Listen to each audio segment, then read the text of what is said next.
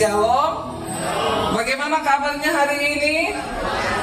Luar biasa, karena lagi nggak ada masalah. Lagi ada masalah?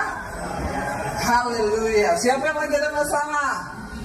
Puji Tuhan, berarti Tuhan mengasihi saudara. Yang tidak ada masalah, saya doakan ada masalah. Lalu saudara bilang masalah buat lo. Iya, baik saudara, mari kita segera buka saja firman Tuhan dari Markus pasal yang ke-10.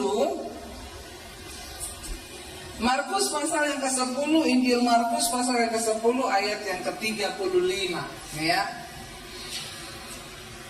Ya, kita di sana melihat judul perikopnya adalah permintaan Yakobus dan Yohanes, ya. Jadi saudara, ketika Yesus sudah memberitahukan bahwa dia akan mati, dia akan disalib, dia akan menderita, tetapi dia akan bangkit dan dimuliakan.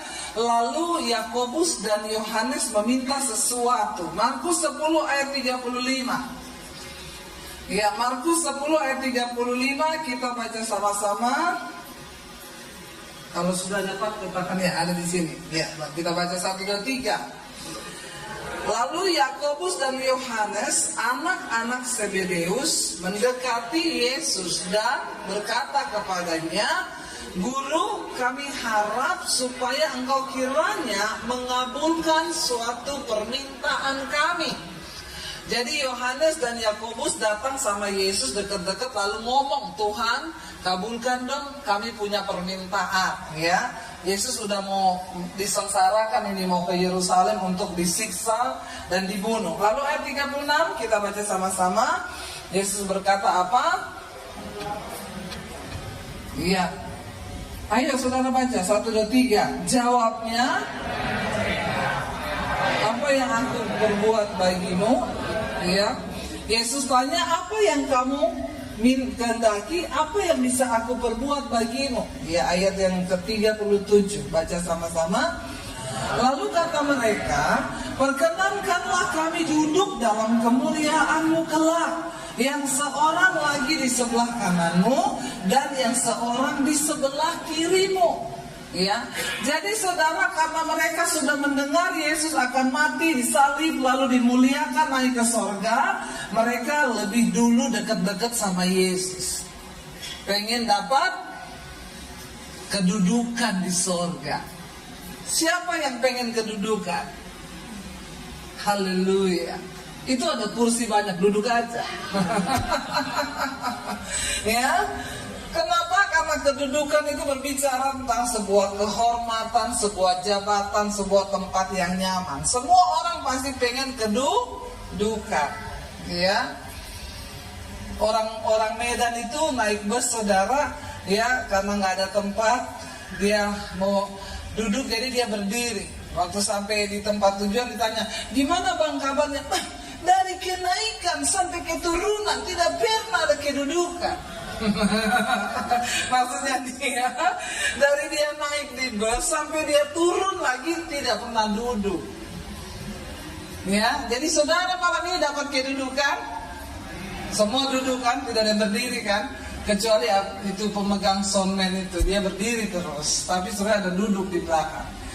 Nah saudara, Yohanes dan Yakobus duluan dekat-dekat Yesus. Mereka ini kan saudara, kepengen dapat kedudukan nanti kalau sudah di sorga. Yesus dia bilang, "Ingat ya, nanti kalau engkau sudah di sorga, Yakobus duduk sebelah kanan, Yohanes sebelah kiri." Wow enggak? Mereka sudah merancang, kepengen dapat yang mulia. Kita semua pengen dapat yang enak enggak? Ampuni mereka Tuhan, karena mereka tidak tahu apa yang mereka lakukan. Ya, kita baca ayat yang selanjutnya. Ini menarik sekali apa yang Yesus katakan kepada mereka. Yesus berkata begini, ayat 38 sama-sama 1, 2, 3. Tetapi kata Yesus kepada mereka, "Kamu tidak tahu apa yang kamu minta. Dapatkah kamu meminum cawan yang harus kuminum dan dibaptis dengan baptisan yang harus kuterima?" Ada yang menarik di sini. Murid-murid meminta kedudukan di sorga, duduk sebelah kanan dan kiri Yesus. Tapi Yesus menjawab mereka, maaf ya, kamu gak tahu apa yang kamu minta. Betapa seringnya kita ini orang Kristen meminta sesuatu kepada Tuhan, tapi kita nggak tahu apa yang kita minta. Hello? Ya, mereka meminta kemuliaan nanti di surga, dapat tempat duduk di samping Yesus. Tapi Yesus bilang, kamu nggak tahu apa yang kamu minta itu. Lalu Yesus berkata kepada mereka, dapatkah kamu minum cawan yang harus kuminum? Dan dibaptis dengan baptisan yang akan kuterima? Dalam artian yang lain, Yesus sedang berusaha menerangkan begini, saudara. Tidak pernah ada kemuliaan tanpa penderitaan. Siapa yang mau dimuliakan? Berarti saudara siap menderita. Ini cara kerjanya Tuhan, amin. Tapi orang Kristen zaman now pengennya dimuliakan, tapi nggak mau menderita. Nah, kebanyakan minum ragi kan? Maunya yang instan. Nggak ada ikut Yesus instan, nggak ada. Makanya saudara, jangan suka iri lihat keberhasilan dan kesuksesan orang lain. Kenapa? Karena di balik semua kesuksesan itu ada cerita perjuangan. Amin. Seringkali kita cuma lihat teman-teman saya pada ngomong gini, enak banget ya Devia, kamu sekarang jadi hamba Tuhan, diundang kemana-mana. Saya tanya sama mereka, dulu ketika saya diproses, ada yang tahu nggak? Nggak ada kan? Ketika saya diusir dari keluarga saya, ketika saya tidak punya makanan, ketika saya nggak punya uang, ketika saya tidak punya apa-apa di hidup ini, ada yang melihat saya? Nggak ada kan? Ketika saya sedang diproses Tuhan untuk berakar ke bawah, itu nggak enak, nggak ada orang yang lihat. Ketika sekarang Tuhan mulai angkat saya, semua orang melihat dan berkata, enak ya. Saya kemarin baru pulang dari Palu, saudara.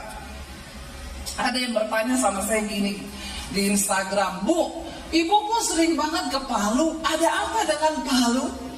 Bukan karena saya pernah ke Palu, ya. Lalu saya kemarin dengan suami saya ke sana, ya. Saya ketemu beberapa teman lama. Lalu ada teman yang bilang gini, Bu, kenapa ibu nggak bikin kisah ibu dulu waktu di kota Palu? Saudara, kenapa tahu Palu itu begitu berkesan buat saya? Waktu saya diusir dari rumah saya, dari Poso, saya menuju ke kota Palu. Palu adalah tempat saya diproses berakar di dalam Kristus. Lalu kemarin saya dan suami akhirnya pergi ke tempat kos-kosan saya dulu waktu diusir. Kita cari, saudara, tempat itu. Ya, saya ajak satu orang teman, di mana tempat itu di jalan ini? Kamu masih ingat nggak tempatnya? Iya masih. Ayo kita cari.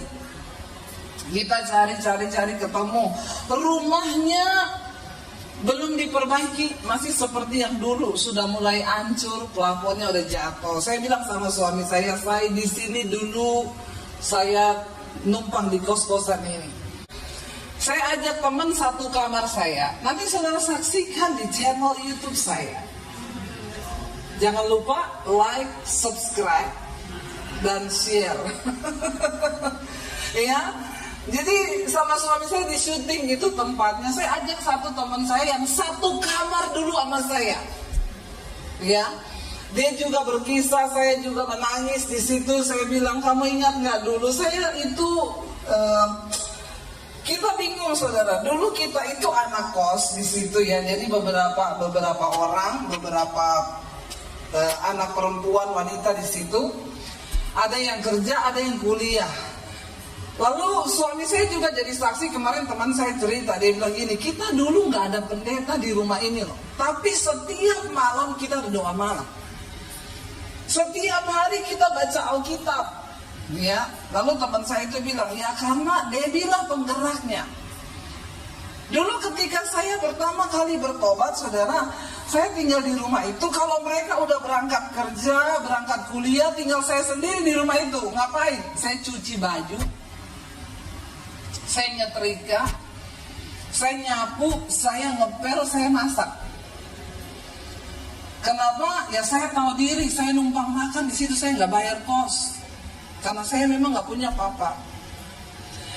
Tidak ada satu orang pun ya yang akan mengalami penderitaan terhebat di dunia ini, saudara, selain ketika kita diproses menghadapi diri kita sendiri.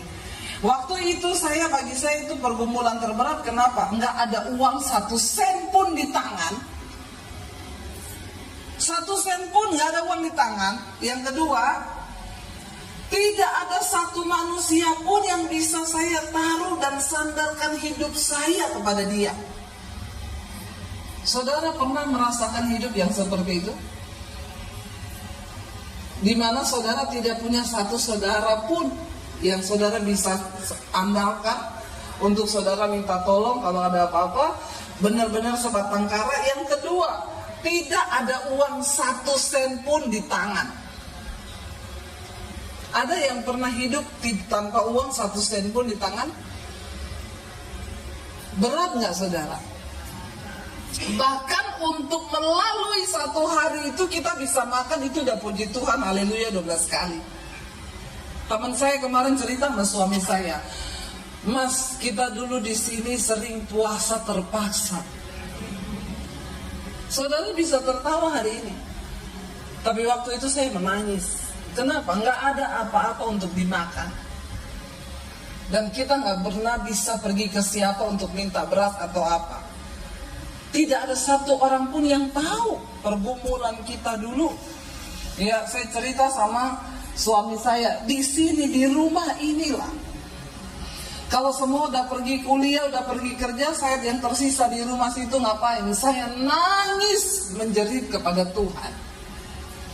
Tuhan, apa yang sedang Tuhan lakukan dengan hidup saya? Kadang setan datang pula ke keluargamu, ngapain kamu tinggal di sini jadi pembantu? Goblok. Jadi Kristen jadi pembantu, ngapain? Saya cuma ingat firman Tuhan berkata, aku telah dibeli dan hargaku lunas dibayar.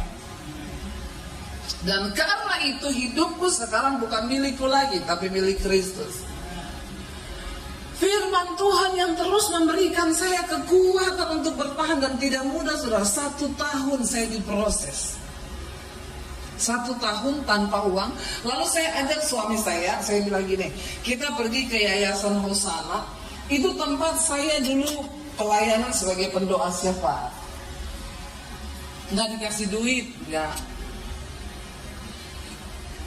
Saya tunjukin tempatnya, di sinilah setiap jam 12 siang.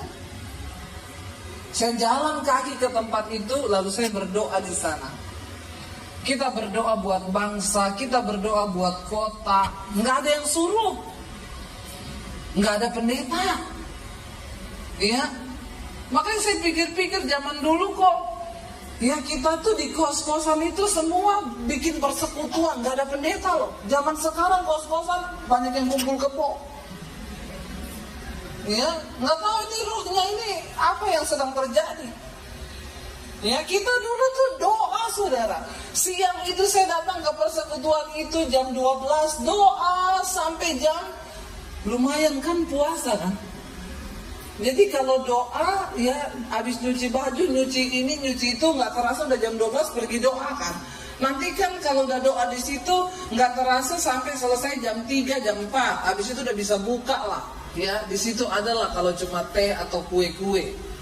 Ya, lumayan, saudara. Ya, nggak terasa 1 hari berlalu tanpa makan pagi, tanpa makan siang. Besok ada kesusahannya sendiri.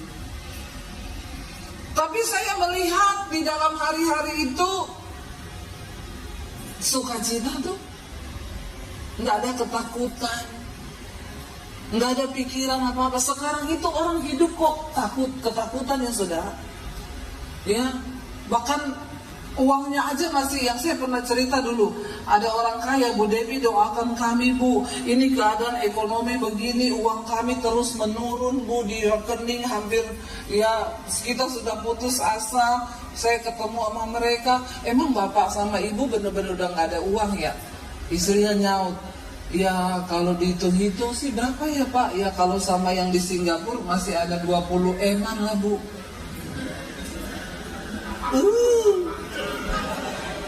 Saya gampang juga ya.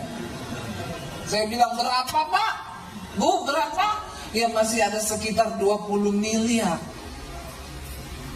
Itu udah ketakutan, udah cekot-cekot, udah mau mati loh. Tadinya udah mau saya pinjemin 500.000 loh.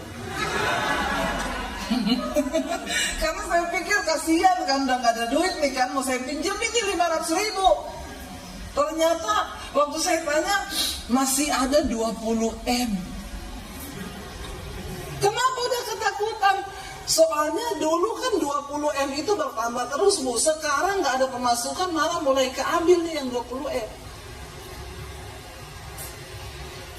Makanya saudara ya, orang itu kalau gak siap kaya jangan minta kaya. Amin. Amin saudara. Karena untuk bisa jadi kaya itu juga anugerah. Kenapa? Kalau kamu kaya terus nggak berbahagia jadi ketakutan, kan mending nggak usah kaya. Bener nggak? Saya kalau ingat-ingat dulu, saya bilang sama suami saya dulu, saya tinggal di kos-kosan itu nggak ada uang 1 sen pun, tapi nggak ada takut. Ke gereja, yuk hari Minggu yuk pelayanan jadi singers yuk. Ke gereja yuk naik apa? Nggak ada duit, jalan kaki, yuk. Jalan kaki loh, sekitar 3-4 kilo jalan kaki. Karena singers pakai sepatu tinggi kan, ada harga, ditenteng sepatunya. Loh bener saudara. Kemarin saya melewati jalan-jalan itu di kota Palu, saya tunjukin sama suami saya, ya ini tempat kami dulu, tempat penderitaan di mana Tuhan membentuk saya, dan tidak ada seorang pun yang melihat. Nggak ada seorang pun yang tahu.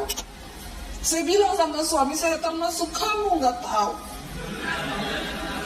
Coba kalau kamu sudah tahu hari itu, kamu kirimin saya uang. Ya, tapi kan dia belum tahu saudara. Jadi kalau hari ini orang melihat, ya Tuhan saya pengen, Tuhan bikin dong saya seperti dia. Mau nggak jalani apa yang saya pernah jalani? Amin. Makanya Yesus bilang kepada Yohanes dan Yakobus, kamu nggak tahu apa yang kamu minta. Karena dengar Yesus bilang dia mau mati tapi dia akan dimuliakan naik ke surga, boro-boro mereka langsung ngomong, mau dong Tuhan duduk di sebelah kanan dan kirimu di surga, mau dong. Tuhan bilang gak ngerti kamu. Makanya saudara, kenapa mereka meminta itu? Yang pertama, karena mereka tidak tahu tujuan mereka ikut Yesus itu apa. Orang Kristen yang tidak mengerti tujuannya ikut Yesus itu apa? Bahaya. Doanya doa yang ambisi, doa yang sesuai dengan keinginannya, ya, doa yang mendesak Tuhan. Ya, sekarang ini saudara hati-hati, banyak pengajaran yang mengajarkan hal-hal yang palsu. Ya, ada seorang pendeta berkata, saudara, kalau engkau sungguh-sungguh ikut Yesus maka hidupmu itu harusnya bahagia. Kalau engkau punya banyak masalah berarti engkau diganggu setan. Ya, saudara, Rasul Paulus, kalau saudara baca semua tokoh di Alkitab, yang dicatat di dalam Alkitab hanya penderitaan dan persoalan. Mulai dari siapa? Dari Adam, Hawa, Kain, Habel, itu semua udah masalah. Sampai kepada siapa saudara di Alkitab? Sebut siapa yang Tuhan pakai? Abraham. Ketika akan diberi anak perjanjian, kenapa nggak Tuhan bilang ini, Abraham, tenang, besok tak kasih anak itu, besok tunggu aja, tidur malam besok hamil. Kan enak kan? Tuhan menjanjikan seorang anak buat Abraham tanpa batasan waktu. Dan celakanya lagi, Sarah sudah menopause. Benar gak? Sesuatu yang bertentangan dengan logika. Bagaimana Abraham bisa percaya akan janji Tuhan kalau istrinya sudah menopause? Semua juga dokter ahli kandungan bilang gak bisa. Ya, Dokter Boyko juga bilang, aduh maaf sudah tidak bisa. Kalau memang itu sudah menopause, tidak ada lagi jalan keluar. Ibu tidak usah mimpi untuk hamil. Kenapa? Karena secara kedokteran sudah tidak mungkin. Kenapa Tuhan melakukan hal-hal yang secara logika itu gak masuk akal? Dan rasanya menyulitkan Abraham kan? Sampai akhirnya Sarah bilang, Pak, lu lihat kan, sampai kapan lu mau tunggu janji Tuhan itu? Saya sudah mati haid, sudah menopause. Mending tidurin aja itu Hagar, pembantu kita. Mungkin kamu bisa punya anak tapi lewat dia. Bapak-bapak disuruh tidur sama perempuan lain. Oh haleluya. Ya. Bapak-bapak, kira-kira kalau istrimu ngomong begitu,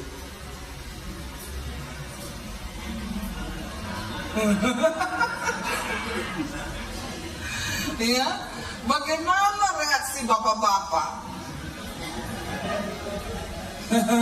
Ya, tiba-tiba nih ya, udah tunggu lama, udah tunggu. Kalau zaman sekarang nggak usah tunggu disuruh, diam-diam masuk ke kamar pembantu. Ya, tapi bukan bapak-bapak di sini. Hanya Tuhan yang tahu. Zaman sekarang nggak usah disuruh, masuk sendiri tuh bapak. Hati-hati bapak-bapak ya. Ada seorang ibu telepon sama saya, Bu Debbie, saya salah satu pendengar setia khotbah Ibu di YouTube. Saya mau cerita Bu, kenapa suami saya satu kali tidur malam, saya bangun jam 3 pagi dia nggak ada di tempat tidur Bu. Lalu memang itu Tuhan yang bangunin saya Bu. Makanya saya tuh lihat hari-hari ini suami saya tuh berubah. Terus saya bangun jam 3 pagi dia nggak ada. Saya curiga Bu, saya bangun, saya buka pintu kamar, saya turun ke bawah. Ibu betapa kagetnya saya, kenapa? Dia keluar dari kamar inap.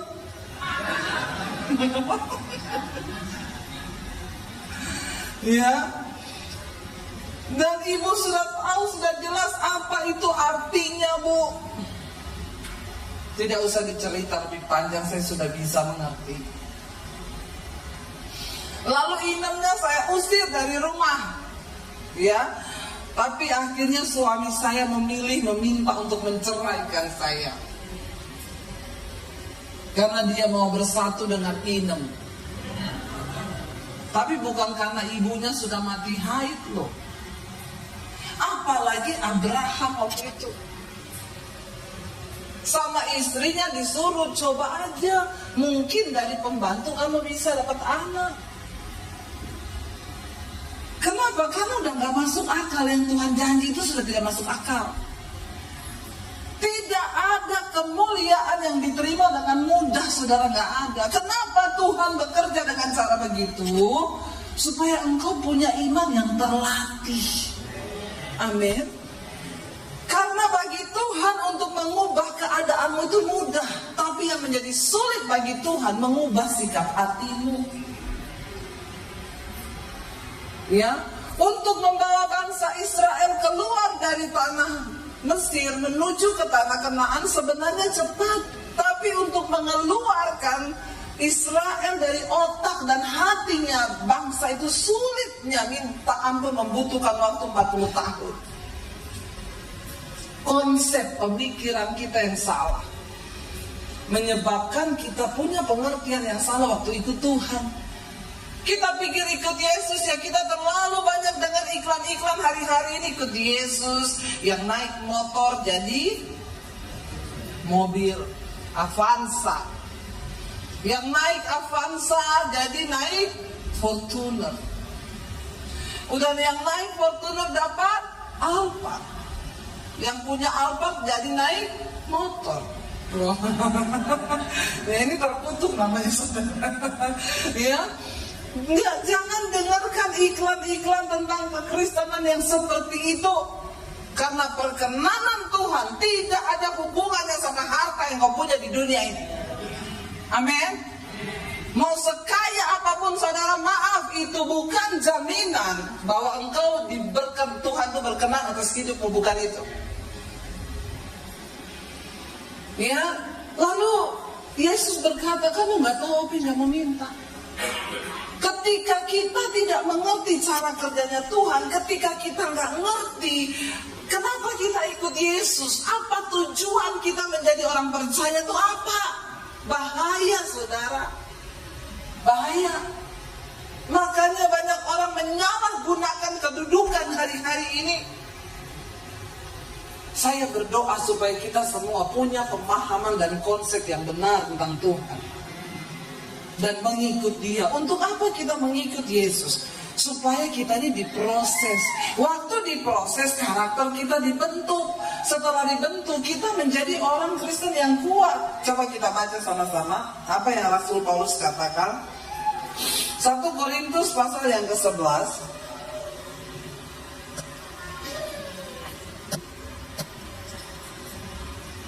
2 Korintus 11, mulai ayat 23. 2 Korintus pasal yang ke-11 mulai ayat yang ke-23.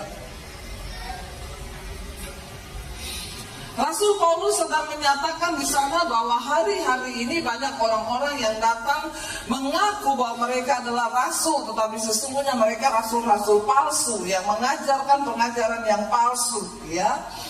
Rasul Paulus bilang mereka hidup dengan kedagingan, dengan keduniawian. Lalu dia berkata begini, 2 Korintus pasal yang ke-11 ayat yang ke-23. Kita baca sama-sama dulu.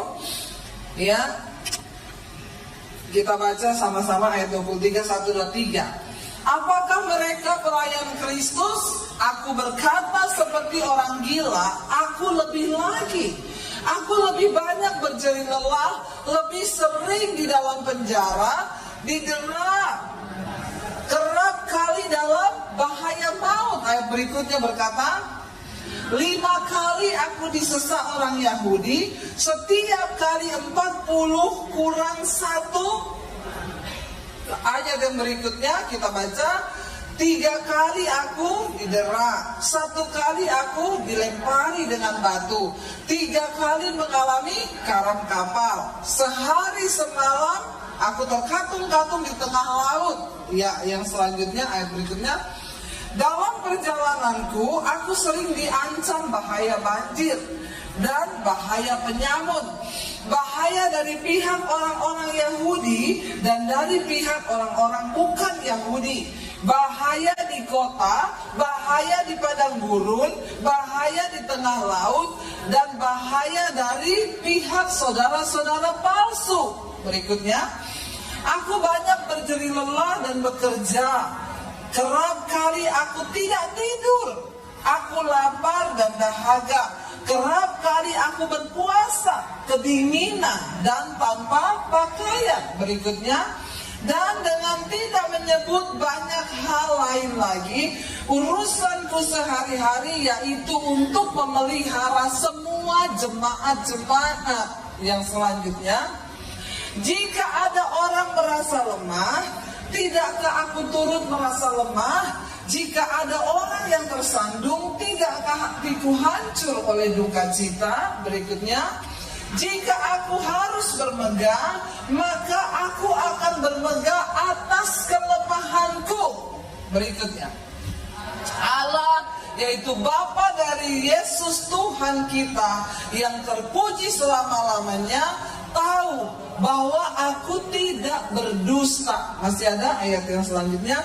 Di Damsyik, wali negeri Raja Aretas menyuruh pengawal kota orang-orang Damsyik untuk menangkap aku. Terakhir, tetapi dalam sebuah keranjang aku diturunkan dari sebuah tingkap keluar tembok kota, dan demikian aku terluput dari tangannya. Saudara, saya mau tanya, kalau saudara dibentangkan ayat-ayat tadi dan disuruh ikut Yesus, mau nggak? Jadi kalau hari ini ada orang berkata ikut Yesus itu enak, ikut Yesus itu senang, ikut Yesus itu bahagia, ikut Yesus itu kita tidak ada masalah, yang rumah 1 jadi 3, yang mobil 5 jadi 10, maaf, Anda sedang tersesat. Ikut Yesus bicara tentang bayar harga. Amin. Ikut Yesus itu kedagingan kita sedang dihancurkan, saudara. Ada pemahaman, ada prinsip yang berbeda yang harus kita dapat dari Tuhan.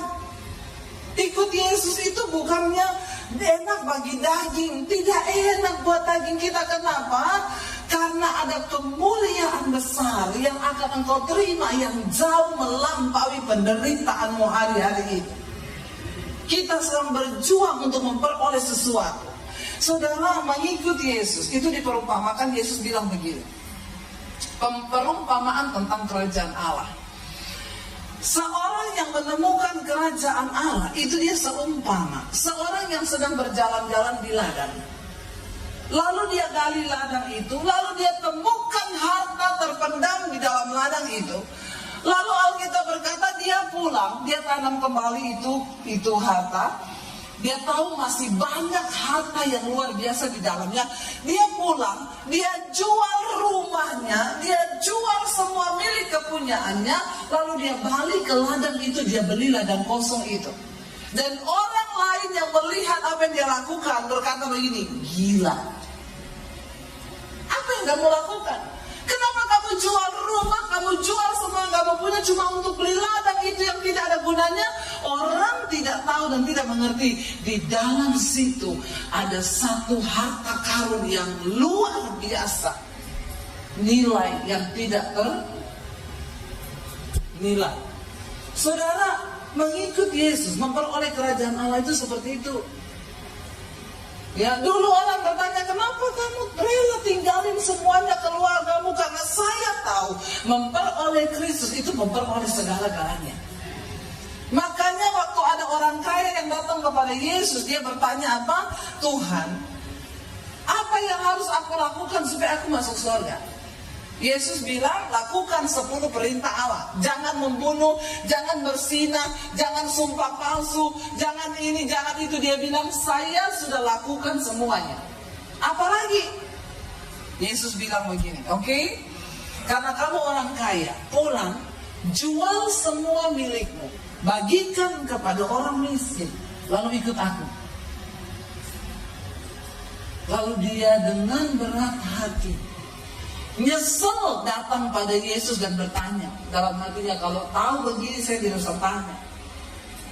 Alkitab berkata dia meninggalkan Yesus dan memilih menyimpan harta yang dia punya. Dia lupa waktu dia jual harta dan rumah yang dia punya saat itu, lalu dia memilih untuk ikut Yesus. Dia lupa dia memperoleh yang lebih daripada harta itu. Amin. Apa yang dia peroleh lebih dari harta? Keselamatan jiwa, kehidupan yang kekal sampai selama-lamanya. Saudara, semua kita harus mengalami ujian dan pencobaan di dunia ini. Ya, orang telepon saya, Bu Debbie, ya, saya ada masalah Bu, sepanjang saya di jalan tadi dari sini, saudara, terima telepon dari rumah. Jadi setiap hari, Bu Debbie, saya bisa telepon jam berapa? Setengah jam lagi ya. Itu karena saya ada di mobil. Nanti satu lagi, Bu, jam berapa? 1 jam lagi. Jadi itu berdering terus mati terus, berdering terus mati terus. Jadi saya itu, saudara, setiap hari menerima ratusan konseling. Gara-gara di YouTube itu saya kasih nomor HP. Ada yang tanya, Ibu nomor HP-nya berapa? Saya kasih. Lalu ada satu orang masuk gini, Saya nggak percaya kalau ini Bu Devi, ini saya. Nggak mungkin. Kok nggak mungkin? Ini pasti sekretaris atau ofisialnya yang jawab masalah begini. Nggak mungkin Bu Devi sendiri. Saya bilang ini saya nggak percaya. Saya telepon saudara. Saya langsung telepon, dia angkat, halo, saya langsung bilang, halo, shalom, 123 321, ini suara saya. Terus dia langsung gini, iya lo benar Bu Devi lo, tapi saya masih nggak percaya lo Bu. Kenapa kamu nggak percaya? Mana ada hari gini pendeta ngasih nomor HP, biasanya ngasih nomor rekening. Saya bilang kalau diminta juga saya kasih nomor rekening, nggak ada kan nggak minta. Nggak apa-apa saudara. Itu di rumah itu saya kalau mau tidur malam, itu saya balesin tuh WA yang masuk. Ya ratusan itu WA itu masuk saudara. Persoalannya beragam. Sampai kadang kalau mau malam suami saya gini, saya nggak gubris dia saudara. Saya baca HP. Itu tunggu dulu, saya lagi jawab masalah ini loh. Orang bermasalah semua ini, tunggu sabar. Saya lagi jawab, tiba-tiba ada WA masuk, ting, dari dia saudara. Shalom Bu Devi. Suami saya nih, terus saya bilang, shalom Pak. Ada apa ya? Saya mau konseling Bu. Saya tanya masalah apa Pak? Istri saya cuekin saya Bu. Saya balas, mungkin Bapak belum kasih duit kali sama istrinya. Tolong dikasih dulu. Ya menjadi hamba Tuhan harus ada yang dikorbankan kan. Saudara pikir enak kalau Tuhan gak kasih anugerah itu tampung orang punya masalah setiap hari. Saya jadi tempat sampah. Tapi karena saya punya Tuhan dan saya tahu untuk inilah saya dipanggil. Saya cerita sama suami saya kemarin waktu di Palu, saya di kamar ini, di tempat kos ini, saya dulu dapat penglihatan. Ketika saya berdoa, Tuhan mau bawa saya ini kemana? Saya dapat penglihatan, saya berdiri di atas satu panggung. Di bawah itu ribuan orang sedang menangis. Lalu Tuhan bilang, kamu akan pergi kepada mereka. Karena ada begitu banyak orang yang membutuhkan kasih-Ku. Dan kamu harus pergi kepada mereka. Waktu selesai doa, buka mata, yang saya lihat pakaian kotor. Benar saudara. Ya, saya tidak lihat jiwa-jiwa, yang saya lihat pakaian kotor. Tapi hari ini saya mau bersaksi kepada saudara, saya melihat itu digenapi Tuhan. Mengikut Kristus itu bayar harga. Setiap hari saya menyadari panggilan saya. Kalau bukan Tuhan yang kasih anugerah ini kepada saya untuk terima konseling orang, mungkin saya hidung saya udah pindah di sini kali saudara. Lalu tadi pagi ada yang dengan santai bertanya, Bu, mau tanya dong, Ibu Devi itu nggak ada masalah ya? Saya bilang gini, maaf ya Bu, kalau saya nggak ada masalah, saya udah mati. Benar nggak saudara? Cuma orang mati yang tidak ada masalah. Yang namanya orang hidup pasti ada. Karena hidup ini adalah rangkaian dari jadi masalah buat lo. Lo bener gak saudara? Jadi kalau ada yang telepon saya, Bu, saya punya masalah Bu di hidup ini, saya gak tahu kenapa masalah terus. Saya bilang, iya, selamat, berarti Anda masih hidup. Kalau sudah tidak ada masalah itu sudah mati. Ya, lihat kanan kirimu, kamu ada masalah ya? Selamat, kamu masih hidup. Amin. Hadapi setiap masalahmu. Ada yang telepon saya gini, Bu Devi, saya tuh kepahitan sama ipar saya, sama mertua saya. Kenapa? Ibu saya sudah berusaha hidup benar, saya terus disalahkan Bu. Saya sudah berusaha berbuat baik, saya terus disalahkan. Saya bilang, selamat Bu, Anda sedang beribadah. Amin. Karena Alkitab berkata, setiap orang yang mau hidup beribadah kepada Kristus Yesus pasti menderita aniaya. Ya, jadi saya ini, iya Bu, selamat, Ibu sedang beribadah. Sampai kapan Bu saya begini? Sampai Tuhan Yesus datang. Lu sampai saya bisa menerima perlakuan mertua dan ipar saya sampai kamu sudah tidak merasa itu sebagai satu gangguan lagi buat jiwamu. Apapun yang mereka lakukan, kamu tetap merasa itu enak-enak aja, ya itu berarti kamu udah lulus. Amin, saudara. Kalau kita belum lulus, ya nggak bakal. Itu pasti masalah datang terus. Mari kita lulus dalam setiap ujian. Tidak ada jalan pintas menuju rencana Tuhan. Setiap kita harus mengenal rencana Tuhan itu. Supaya apa? Waktu kita masuk dalam rencana Tuhan, kita menemukan, saudara, orang yang paling sukses di dunia ini bukan orang kaya, bukan waktu engkau punya rumah 3, mobil 5, depositmu 20M kayak tadi, bukan. Waktu engkau dikatakan sukses di hadapan Tuhan, apa? Waktu engkau menemukan rencana Tuhan atas hidupmu. Apa rencana Tuhan atas hidupmu? Temukan itu, saudara. Sekalipun engkau harus melewati jalan yang tidak terlihat, tapi ketika engkau percaya, Rasul Paulus tadi bilang, kita belum seperti Rasul Paulus kan, karam kapal 3 kali, disesat pakai batu, dilempari, dicegat sama orang-orang di tengah kota, lalu dimasukin karung, dibuang dari luar tembok. Kita kan belum sampai ke gitu kan. Jadi kalau ada orang bilang ikut Yesus itu senang, tidak menderita, itu saudara penyesatan. Saya mau bilang saudara, hari ini mari kita bayar harga. Kenapa? Waktunya sudah singkat. Lihat ini panas yang begini ini, saya tuh kalau baca-baca artikel tuh ngeri saudara ya. Magnet bumi berubah ya. Ketika magnet bumi berubah, itu suhu tidak bisa diprediksi lagi. Dulu kita musim panas begini bulan apa? Juli, Agustus ya. Itu banyak ayam yang mati. Kenapa? Karena panas sekali. Ini bulan apa saudara? Oktober mau November. Ya, belum ada hujan malah panasnya minta ampun. Jadi saudara, karena magnet bumi berubah, iklim berubah. Nah, ketika iklim berubah, maka semuanya terganggu. Kasihan para petani itu sekarang nggak bisa memprediksi juga kapan musim hujan, kapan musim panas. Ya, ini dunia makin tua. Tadi siang saya baru ngomong sama suami saya. Saudara rasakan siang itu, aduh kayak mau meledak badan ini ya. Apalagi kalau keluar dari ruangan ber-AC saudara, wah itu udah kayak badan itu udah kayak, saya bilang sama suami saya gini, saya kalau satu saat matahari itu kehilangan energi, apa yang akan terjadi? Kalau satu saat atau mungkin matahari itu sudah tua dan kemudian dia meledak, apa juga yang akan terjadi? Ya, di dalam Petrus dikatakan, semua unsur dunia ini akan hangus dalam nyala api yang demikian besar. Kita nggak pernah tahu kapan bumi ini akan berlalu.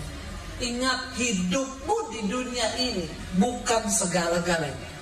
Jadi jangan terlalu stres masalah uang. Jangan terlalu stres dengan persoalan-persoalan yang kita hadapi. Karena Alkitab berkata, ingat, semua pencobaan yang kau alami di dunia ini adalah pencobaan biasa yang tidak melampaui batas kekuatanmu. Orang tuh kalau nggak ada duit masalah, kebanyakan duit juga masalah. Bingung mau simpan di mana kan? Ya. Jadi saudara, ayo kita nikmati aja apa yang Tuhan beri hari ini. Hidup dengan hati yang bersyukur. Yang paling penting suami istri itu hidup dalam rukun bersama. Amin. Jangan berantem-berantem, hidup rukun bersama. Ya, berantem boleh 5 menit cukup. Ya, disitulah kita menemukan kebahagiaan yang sesungguhnya. Amin. Yang terakhir, mari kita baca ayatnya. Apa yang Yesus katakan kepada muridnya itu, mereka nggak tahu apa yang mereka minta karena apa. Yuk kita baca sama-sama firman Tuhan dari 1 Korintus pasal yang ketiga ayat 13 dulu. Dan ayat yang ke-14. 1 Korintus 3 ayat 13 dan 14. Saudara, ya, kita tahu bahwa semua yang kita lakukan di dunia ini satu saat akan diuji. Mari kita baca sama-sama 1, 2, 3. Sekali kelak pekerjaan masing-masing orang akan nampak, karena hari Tuhan akan menyatakannya, sebab ia akan nampak dengan api, dan bagaimana pekerjaan masing-masing orang akan diuji oleh api itu. Hari ini kita semua sedang membangun pekerjaan. Apa itu pekerjaan? Dalam rumah tangga itu pelayanan kita. Di dalam pekerjaan kita itu, bisnis kita itu pelayanan kita. Ya, tadi siang saya diundang di salah satu persekutuan wanita. Temanya adalah melayani Tuhan bersama dengan keluarga. Saya bilang gini, kita perlu perbaharui dulu konsep pelayanan. Jangan berpikir pelayanan itu di gereja. Ya, konsep pelayanan kita seorang seringkali salah. Kita pikir kalau kita jadi asyir, kita berdiri di sini sebagai pengkhotbah, singer, worship leader, pemain musik, itu pelayan Tuhan. Ya, apa itu melayani Tuhan? Yesus berkata, segala sesuatu yang engkau perbuat, entah dengan perbuatan atau perkataan, lakukanlah itu seolah-olah untuk Tuhan dan bukan untuk manusia. Itu adalah pelayan. Amin. Konsep kita melayani Tuhan itu dulu. Makanya sekarang banyak orang sudah pelayanan tapi karakternya saudara tidak terbentuk. Kenapa? Karena konsepnya itu salah. Kita itu melayani Tuhan, di rumah itu melayani Tuhan. Waktu istri melayani suami itu juga melayani Tuhan. Amin. Waktu suami mengasihi istri itu juga melayani Tuhan. Saudara, kita kemarin dikejutkan anak SMA bunuh gurunya. Ditikam karena gurunya negur dia merokok di halaman sekolah. Saudara lihat itu videonya. Aduh saudara, mengerikan. Dia pulang ke rumah ambil pisau waktu gurunya mau pulang sekolah, dihadang, ditikam gurunya sampai gini, darah Yesus, dalam nama Yesus. Dia tusuk dalam nama Yesus, ditusuk terus. Sampai 9 tusukan atau 14. Lalu akhirnya gurunya meninggal. Kita tahu sekarang meninggal. Saudara, kenapa bisa ada anak yang seperti ini, saudara? Karena dia tidak menemukan kasih sayang di dalam keluarga. Mari kita baharui konsep pelayanan kita. Jangan cuma pintar di gereja, tapi benahi dulu di dalam rumah tangga kita. Kenapa ada anak-anak yang begitu liar, saudara, seperti ini? Saya yakin itu di rumah anak ini tiap hari dengar kata-kata yang anarkis itu dari orang tuanya. Dia pasti tiap hari lihat orang tuanya berantem. Atau dia dikata-katain sama mamanya, dasar anak durhaka, anak ini. Dia simpan itu, dia tinggal tunggu cari sasaran. Siapapun yang menyinggung dia, itu meledak emosinya. Kalau nonton videonya saya nggak tega loh. Itu gurunya sambil menangis teriak, dalam nama Yesus, dalam nama Yesus. Ditikam saudara sampai berulang-ulang kali. Dan akhirnya gurunya meninggal. Umurnya baru 43 tahun gurunya. Anak ini kelas 2, saudara. Coba saudara lihat apa yang terjadi. Begitu mudahnya sekarang orang, kenapa? Karena banyaknya tekanan, lalu orang tidak diarahkan kepada Tuhan. Karena kurangnya orang tua menjadi teladan di tengah rumah tangga. Bapak Ibu yang terkasih, mari ajar anak-anakmu untuk takut akan Tuhan. Ajari mereka firman Tuhan. Kita harus menjadi sahabat buat anak-anak kita, supaya anak-anak kita itu jangan masih SMP sudah pacaran. Kenapa? Karena mereka nggak temukan kasih sayang dalam rumah tangga. Saya berdoa buat setiap kita di sini, mari kita memulai dari dalam diri kita sendiri, mengenal kenapa hari-hari ini pekerjaan setiap kita akan diuji, dan api itu yang akan mengujinya. Oke, ayat yang terakhir, benar-benar terakhir. Kita buka bersama di dalam Markus, Injil Markus pasal yang ke-10, lanjutannya tadi ayat 43 sampai ayat 45. Markus 10 ayat 43-45, saya undang Imam Musi untuk maju ke depan. Markus 10 ayat 43 sampai 45, 1, 2, 3. Karena itu Tuhan Yesus berkata apa? Barang siapa, benar ya, Markus 10 ayat 43 sampai 45. Baca sama-sama. Iya. Tidaklah demikian di antara kamu, ya. Barang siapa ingin menjadi terbesar di antara kamu, hendaklah ia menjadi pelayanmu. Ya, Yesus berkata, maaf Yakobus dan Yohanes, engkau salah meminta. Nih, tidaklah demikian di antara kamu. Barang siapa ingin menjadi besar di antara kamu, hendaklah ia menjadi pelayanmu. Ya, Yesus berkata, kalau kamu ingin yang menjadi terbesar, dan dia bilang apa? Dan barang siapa ingin menjadi yang terkemuka di antara kamu, hendaklah ia menjadi hamba. Ini loh arti menerima kemuliaan dalam Kristus. Karena kemuliaan yang Tuhan berikan berbeda dengan yang dunia berikan. Kalau orang dimuliakan berpikir dia disanjung, dia ditinggikan, maka Tuhan bilang enggak, bukan itu. Kalau engkau mau dimuliakan, engkau harus direndahkan. Dan orang-orang yang direndahkan, Yesus berkata apa? Iya, bukan aku yang berhak memberikan tempat duduk itu kepadamu, tapi Bapakku. Dan tempat itu disediakan bagi mereka yang layak untuk menerima tempat itu. Siapa yang menentukan? Diri kita. Waktu engkau mau diproses, waktu engkau mau direndahkan, waktu engkau mau berkata, Tuhan saya mau Tuhan. Apapun penderitaan yang saya hadapi sekarang, saya tahu membawa saya kepada kemuliaan. Sampai akhir kami menutup mata kami. Kami mau tetap setia Tuhan. Mari kita bangkit berdiri bersama. Halo saudara, jika Anda merasa diberkati dengan bisa komen, like, dan share. Dan jangan lupa tekan tombol subscribe dan juga tombol lonceng agar Anda mendapat pemberitahuan setiap kali saya mengupload video-video yang baru. Ini sangat penting buat channel ini saudara, supaya banyak orang juga diberkati dan channel ini boleh juga terus berkembang dan menjadi berkat buat banyak orang. Terima kasih, Tuhan memberkati.